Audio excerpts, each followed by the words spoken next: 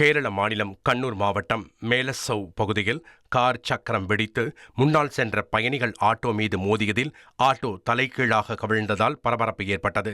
தலைகீழாக கவிழ்ந்த பயணிகள் ஆட்டோ உருண்டு சென்று எதிரே வந்த பேருந்தில் மோதி நின்றது அதிர்ச்சி அளித்துள்ளது.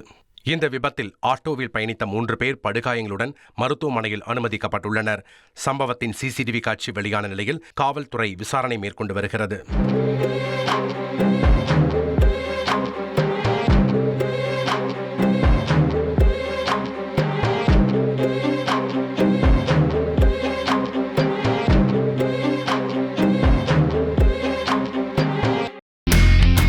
இனி செல்லும் இடமெல்லாம் செய்தி.